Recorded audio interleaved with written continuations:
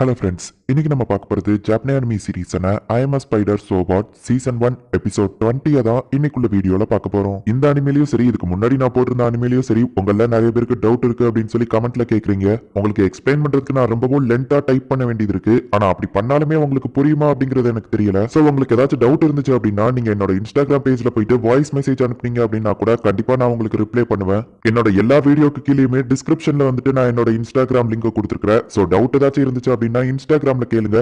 சரி, வாங்க நம்ம இன்னைக்குள்ள கதைக்குள்ள போலாம். இன்னைக்கு நம்ம பார்க்க போறது I am spider so what season 1 episode 20. நம்ம ஹீரோயினுக்கு படையெல்லாம் வச்சு நம்ம ஹீரோயின் இப்ப எல்லாருமே வழிபட ஆரம்பிச்சிட்டாங்க. அப்ப பார்த்தா வேற ஒரு கண்ட்ரில இருந்து ஒரு அபிஷியல் மெம்பர் அந்த இடத்துக்கு வந்து, ஓ நீ தான் அந்த நைட் மேர் ஆஃப் தி லேபிரின்த் மான்ஸ்டரா, நீ தானே அந்த ஃபோர்ட்டை உடைச்ச, நீ இனிமே எங்க கண்ட்ரிக்கு தான் சொந்த, ஒழுங்கு மரியாதையா வந்துரு அப்படின்னு நம்ம சொல்லவோ, நம்ம ஹீரோயினுக்கு அவ பேசுறதுல ஒன்னு ரெண்டு மட்டும் புரியுது. ஃபோர்ட் அப்படின்னு நம்ம சொல்லவோ, ஒருவேளை நான் உடைச்ச அந்த ஃபோர்ட்டை தான் இவன் கண்டுபிடிச்சு இங்க வந்துட்டானோ அப்படின்னு சொல்லி நம்ம ஹீரோயின் பயப்படுறா. சரி பாத்துக்கிடலாம், நான் அதை உடைக்கவே இல்லை அப்படின்னு சொல்லி நம்ம ஹீரோயின் சமாளிக்கலாம் ட்ரை பண்றா. இந்த மான்ஸ்டர் எங்க கண்ட்ரிக்கு தான் சொந்தம் அப்படின்னு சொல்லி அவன் சொல்றான். ஆனா அவன் பேசுறது எதுவுமே நம்ம ஹீரோயினுக்கு புரியல. கடவுளை இங்க இருந்து கொண்டு போக விட மாட்டா அப்படின்னு சொல்லி மக்கள் போராட ட்ரை பண்ணவும் அவ ஆளுங்களை வச்சு மிரட்டிட்டு, எங்க கிங்டம் எடுத்து உங்களால எதுவும் பண்ண முடியாது, இந்த மான்ஸ்டர் எங்களுக்கு தான் சொந்தம், ஹே மான்ஸ்டர் ஒழுங்கு மரியாதையா எங்க கூட வா அப்படின்னு சொல்லி அவன் மிரட்டுற மாதிரி பேசவும் அவன் பேசுறது என்னங்கிறது எனக்கு புரியல. ஆனா அவன் மூஞ்ச பார்க்கும்போது அவன் ஏதோ வில்லத்தனமா பேசுற மாதிரி தெரியுது அப்படின்னு நம்ம ஹீரோயின் தர்பூசணியை சாப்பிட்டு அந்த சீட்ஸை வச்சு அவங்களை அட்டாக் பண்ணிட்டு அந்த பழத்தெல்லாம் மூட்டை முடிச்சு கட்டி அங்க இருந்து கிளம்பவோ, ஏ மான்ஸ்டர் திரும்ப வா அப்படின்னு சொல்லி அவன் கத்துறான். இங்க நம்ம சோஃபியாவோட அப்பாவை காட்டுறாங்க. அவனுக்கு இன்னும் நிறைய லெட்டர்ஸ் வந்துகிட்டே இருக்கு. வேற வேற கண்ட்ரீஸ்ல இருந்து அந்த மான்ஸ்டர் பாக்குறதுக்காக இங்க வந்துட்டு இருக்காங்க. சில கண்ட்ரீஸ்ல அது ஒரு டிவைன் பீஸ்ட்னு சொல்லி அவங்க வச்சுக்கணும்னு பாக்காங்க. சில கண்ட்ரீஸ்ல அது என்னதான் இருந்தாலும் ஒரு மான்ஸ்டர், அதை நம்ம அழிக்கணும் அப்படின்னு சொல்லி அவங்களுக்கு சொந்தமாக்கணும்னு பாக்காங்க. இப்ப நம்ம ஹீரோயின் கிட்ட பிரச்சனை பண்ணவன் கிங்டம் ஆஃப் ஃபோர்த்ல இருந்து ஒரு ரெப்ரசன்டேட்டிவா வந்திருக்கான். அவன் எப்பவுமே பிரச்சனை மட்டும் தான் பண்ணிட்டு இருக்கான். சார் பிரச்சனை பண்றதுக்காகவே இவரை அனுப்பி வச்சிருப்பாங்களோன்னு எனக்கு தோணுது அப்படின்னு சொல்லி சோஃபியா அப்பா கிட்ட வேலை பார்க்கறவன் சொல்றான். என்ன தைரியம் இருந்தா அந்த ஸ்பைடர் மான்ஸ்டர் என்னையவே இன்சல்ட் பண்ணும், நீங்க என்ன மெத்தட வேணாலும் யூஸ் பண்ணுங்க, என்ன மெத்தட வேணாலும் அதை புடிச்சு கொண்டு வாங்க அப்படின்னு சொல்லி அவன் ஆளுங்களை அனுப்பி வைக்கிறான். அந்த மான்ஸ்டர் நான் எப்படி மத்தவங்களுக்கு சொந்தம்னு சொல்ல முடியும், அது ஒரு மான்ஸ்டர். அது போக அந்த கிங்டம் ஆஃப் ஃபோர்த்ல இருந்து வந்திருக்கிற ஆளுங்களை பார்க்கும்போது அவங்க வேணும்னே நம்ம கிட்ட பிரச்சனையை கிரியேட் பண்ணி வார ஸ்டார்ட் பண்ண போறாங்களோன்னு எனக்கு தோணுது.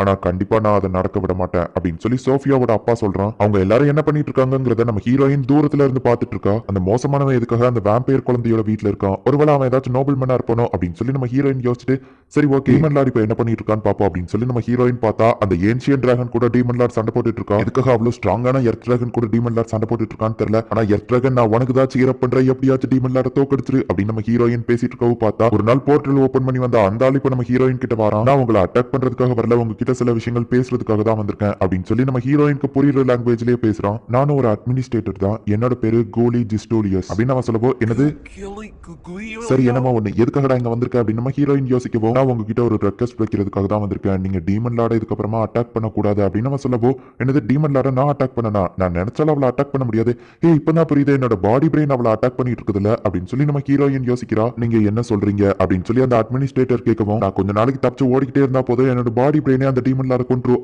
ஜாலி அப்படின்னு நம்ம ஹீரோயின் யோசிச்சுட்டு, அது வந்துங்க சாரி என்னால முடியாது, ஏன்னா டீமன் லார்ட் அட்டாக் பண்றது நான் இல்ல ஒரு வகையில அது நான் தான், அது என்னோட இன்னொரு நான், என்னோட பேரலல் மைண்ட், அது ஏன் கண்ட்ரோல்ல இல்ல அப்படின்னு நம்ம ஹீரோயின் சொல்லவோ, சிச்சுவேஷன் என்னன்னே தெரியாம நான் உங்ககிட்ட இந்த ரெக்வஸ்ட் கேட்டதுக்கு என்ன மன்னிச்சிருங்க அப்படின்னு அந்த அட்மினிஸ்ட்ரேட்டர் சொல்றா. நம்ம ஹீரோயின் யோசிச்சுட்டு இருக்கவும், இன்னொரு ரெக்வஸ்டும் இருக்கு, நீங்க தான் இப்போ இந்த உலகத்திலேயே ரொம்பவும் ஸ்ட்ராங்கான ஆளா மாறிட்டு இருக்கீங்க. சோ இந்த மனுஷங்களோட விஷயத்துல நீங்க தலையிடாம இந்த இடத்துல இருந்து வேற ஒரு இடத்துக்கு போக முடியுமா, ஏன்னா நீங்க மனுஷங்க விஷயத்துல தலையிடுறது இந்த உலகத்துல சில விஷயங்களை பாதிக்கும் அப்படின்னு சொல்லி அவர் ரெக்வஸ்ட் பண்ணி கேட்கவும், விஸ்டம் ஸ்கில் இருக்கிறதுனால இந்த உலகம் என்ன நடக்க போகுது, இந்த உலகம் எப்படி அழிய போகுதுங்கிறது எனக்கு தெரியும். இவர் இவ்வளவு சீரியஸா கேட்காருன்னா நானும் கண்டிப்பா ஒரு சீரியஸான பதில தான் சொல்லியாகணும் அப்படின்னு சொல்லிட்டு, சாரி என்னால முடியாது அப்படின்னு நம்ம ஹீரோயின் சொல்லவும், ஏன்னு தெரிஞ்சுக்கிடலாமா அப்படின்னு சொல்லி அவன் கேட்கறான். அது எனக்கு சரியா தெரியல, ஆனா உங்களுக்கு என்ன தோணுதோ நீங்க அதை பண்ணுங்க அப்படின்னு சொல்லி நம்ம ஹீரோயின் சொல்றா.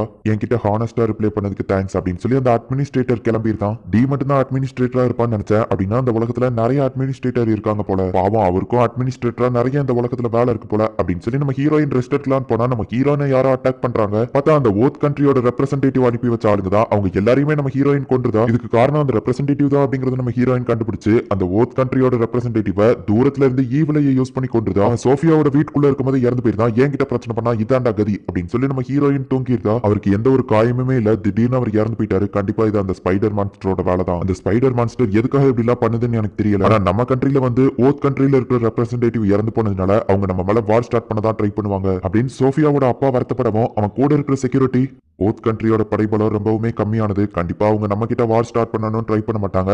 அது போக ஸ்பைடர் மான்ஸ்டர் கிட்ட வச்சுக்கிட்டா என்ன நடக்குங்கிறது இப்போ உங்களுக்கு தெரிஞ்சிருக்கும். சோ கண்டிப்பா அவங்க வார் ஸ்டார்ட் பண்ண வாய்ப்பு இல்ல அப்படின்னு சொல்லி அந்த செக்யூரிட்டி சொல்லவோ, ஆனா அந்த ஓத் கண்ட்ரி ரெப்ரசன்டேட்டிவ் அனுப்பி வச்சதை பார்க்கும்போது அவன் ஒரு நோபல்மேன் மாதிரியே தெரியல, அவன் பிரச்சனைக்காகவே அனுப்பி வைக்கப்பட்ட மாதிரி தெரிஞ்சது அப்படின்னு சோஃபியா அப்பா பேசிட்டு இருக்கும்போதே பார்த்தா, சார் பெரிய பிரச்சனை, ஓத் கண்ட்ரி நம்ம மேல வார் தொடுக்குறாங்க, அது போக 2 கண்ட்ரி அவங்களுக்கு சப்போர்ட் பண்ணி அவங்க சோல்ஜர்ஸ் தான் வந்துட்டு இருக்காங்க அப்படின்னு சொல்லி அவன் இன்ஃபார்ம் பண்ணவோ, சோஃபியா அப்பா என்ன பண்றதுன்னு தெரியாம யோசிச்சுட்டு இருக்கான். ஆளுங்க எல்லாம் வாருக்காக வந்துட்டு இருக்காங்க, அந்த வேம்பயர் அப்பா என்ன பண்றான்னு பாப்போம் அப்படின்னு நம்ம ஹீரோயின் பார்த்தா அவன் சோகமா உட்கார்ந்துருக்கான். இது எல்லாமே என்னோட மிஸ்டேக் தான் நினைக்கிறேன், அவனை நான் கொன்னதுனாலதான் இவங்க இந்த கண்ட்ரி மேல வார் தொடுக்குறாங்கன்னு நினைக்கிறேன். மனுஷங்க பிரச்சனையில தேவையில்லாம தலையிடக்கூடாதுதான், இருந்தாலும் அந்த வேம்பயர் பண்ண நான் தான் காப்பாத்தணும். சோ நான் அவங்க எல்லாரையுமே கொல்ல போறேன், அது போக எனக்கு பெரிய டின்னர் கிடைச்சிருச்சு அப்படின்னு சொல்லி நம்ம ஹீரோயின் ஜாலியா ஆவரா. நம்ம ஹீரோயின் நின்னுட்டு இருக்கிற மரத்தை காட்டுறாங்க. இதுல நமக்கு இன்டைரக்டா ஒரு விஷயத்த சொல்ல வராங்க. காலங்கள் பல உருண்டோடுது, அந்த சோல்ஜர்ஸ் அந்த சிட்டியை நோக்கி வந்துட்டு இருக்காங்க. ஆக்சுவலி இது 10 வருஷத்துக்கு அப்புறமா. ஏன் அப்படின்னு பாத்தீங்கன்னா இந்த இடத்துல ஹியூகோ தான் அதை வழி நடத்திட்டு இருக்கான். எல்ஃப் வில்லேஜ்ல போய் ஷோனை பிடிக்கிறதுக்காக அந்த சிட்டி வழியா தான் அவன் போயாகணும். இங்க ஷோனை காட்டுறாங்க. ஜூலியஸோட ஸ்கார்ஃபை பாவம் கட்டிட்டு வா ஹியூகோ மோதி பாத்திரலாம் அப்படின்னு சொல்லி ஷோன் ரெடியா இருக்கிறான். இப்பதான் நமக்கு மிஸ் ஓகாவை காட்டுறாங்க. அவ ரொம்பவுமே சோகமா படுத்திருக்கிறா. நான் எது நடக்க கூடாதுன்னு நினைச்சனா அதுவே தான் நடக்குது, நானே என் ஸ்டூடெண்ட்ஸ் ஆபத்துல மாட்டி விட்டுட்டேன்னு நினைக்கிறேன். ஜப்பான்ல நான் கிளாஸ் எடுத்துட்டு இருந்தேன், திடீர்னு பார்த்தா ஒரு குழந்தையா மாறி இருந்தேன். அப்பதான் எனக்கு ஒரு பெரிய ஆச்சரியம் இருந்துச்சு. ஏன்னா என்ன தூக்கி கொஞ்சிட்டு இருந்தவங்களுக்கு காது ரொம்பவுமே பெருசா இருந்துச்சு. அப்பதான் எனக்கு புரிஞ்சுது அவங்க எல்லாரும் எல்ஸ்னு. ஜப்பான்ல நான் ஒரு டீச்சரா இருந்தேன். என்னோட ஸ்டூடெண்ட்ஸ்க்கு பிடிச்ச டீச்சரா இருக்கணும்னு சொல்லி பசங்களுக்கு என்னெல்லாம் பிடிக்குமோ அதெல்லாம் தேடி தேடி செஞ்சேன். அவங்களுக்கு பிடிச்ச மாதிரியான கேம்ஸ், அனிமே இது எல்லாத்தையுமே கத்துக்கிட்டேன். பசங்களுக்குமே என்ன ரொம்பவும் பிடிச்சிருந்துச்சு. சோ நான் சாகும்போது எனக்கு எந்த ஒரு வருத்தமுமே இல்ல, ஒரு நல்ல டீச்சரா தான் இறந்து போயிருக்கேன். அதுக்கப்புறம் பார்த்தா நான் ரீஎன்கார்னேஷன் ஆயிருந்தேன். ஏதோ அந்த அனிமேல எல்லாம் வர மாதிரி இருந்துச்சு. என்னோட டீச்சரா இருந்த பாஸ்ட் லைஃப் மெமரிஸ் எல்லாமே எனக்கு இருந்துச்சு.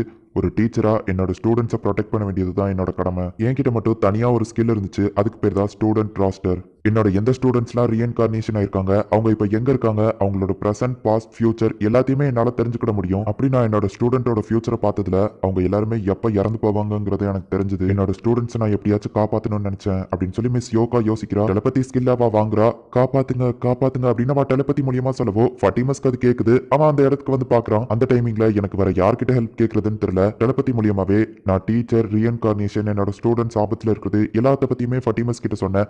அவனும் எல்லாரையும் காப்பாத்துறேன் அப்படின்னு சொன்னா. பாதி பேரை நாங்க காசு கொடுத்து வாங்கணும், பாதி பேரை கிட்னாப் பண்ணோம். என்னோட ஸ்கில்னால 2 விஷயங்களை மட்டும் பண்ண முடியாது, என்னோட பிரசன்ட் பாஸ்ட் ஃபியூச்சரை என்னால பார்க்க முடியாது, அது போக என்னோட ஸ்டூடெண்ட்ஸ் கிட்டயே அவங்களோட ஃபியூச்சர் இதுதாங்கிறத சொல்ல முடியாது. என்னோட ஸ்டூடெண்ட்ஸ்க்கு நான் இப்படி பண்றது பிடிக்கல, அவங்க என்ன வெறுக்க ஆரம்பிச்சாங்க. ஆனா அவங்க சாகிறதுக்கு இது எவ்வளவு மேலுன்னு தான் நான் நினைச்சேன். ஆனா நான் எது நடக்கக்கூடாதுன்னு நினைச்சனோ அதுதான் இப்ப நடந்துட்டு இருக்கு. அப்படின்னா நான் இத்தனை வருஷமா செஞ்ச எல்லா விஷயமும் தப்பு தானா? ஒரு டீச்சரா என்னோட ஸ்டூடெண்ட்ஸை என்னால ப்ரொடெக்ட் பண்ண முடியுமா அப்படின்னு ஓகா யோசிக்கிறா. எல்ஃப் வில்லேஜ் நோக்கி சோஃபியா ஆளுங்களை கூட்டிட்டு வந்துருக்கா. நீ எத்தனை பேரை கொலை பண்ண முடியுமோ அத்தனை பேரை கொலை பண்ணு அப்படின்னு சொல்லி டீமன் லார்ட் ஆர்டர் கொடுக்குறா. முக்கியமான ஆளுங்க எல்லாரையுமே நமக்கு காட்டுறாங்க.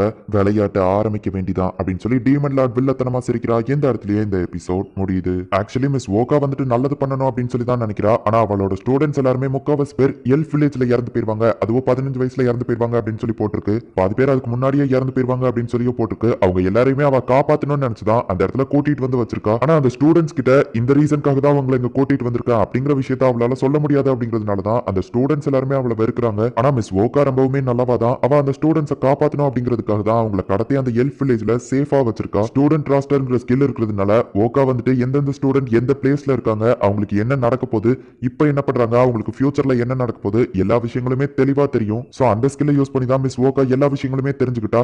அதனாலதான் மத்த ஸ்டூடெண்ட்ஸ் கேட்கும்போது அவளால சொல்ல முடியாது அப்படிங்கிறதுனால அது ஒரு சீக்ரெட்னு சொல்லி மத்த எந்த ஸ்டூடெண்ட்ஸ் கிட்டயும் எந்த ஒரு விஷயத்தையும் சொல்லல. அப்படின்னா நம்ம ஹீரோயின் ஹீரோ பக்காபை இறந்து போயிட்டா அப்படிங்கிறது அந்த ஸ்கில் மூலியமா தான் மிஸ் ஓகாக்கு தெரிஞ்சது. அப்படின்னா கண்டிப்பா அது உண்மையா இருக்க தான் சான்ஸ் இருக்கு. அப்படின்னா ஷோன் இருக்கிற அந்த டைம் லைன்ல உண்மையிலேயே நம்ம ஹீரோயின் இறந்துதான் போயிட்டாளா, ஒருவேளை டீமன் லார்ட் அவளை கொண்டுட்டாளா, என்னதான் நடக்குது அப்படிங்கறத போக போக இருக்கிற எபிசோட்ஸ்ல பார்த்து தெரிஞ்சுக்கோங்க. அண்ட் உங்களுக்கு இந்த வீடியோ பிடிச்சிருந்தது அப்படின்னா லைக் பண்ணிட்டு அப்படி மறக்காம நம்ம சேனலை சப்ஸ்கிரைப் பண்ணிருங்க. தேங்க்யூ ஃபார் வாட்சிங். Bye guys. நெக்ஸ்ட் எபிசோட்ல மீட் பண்ணலாம்.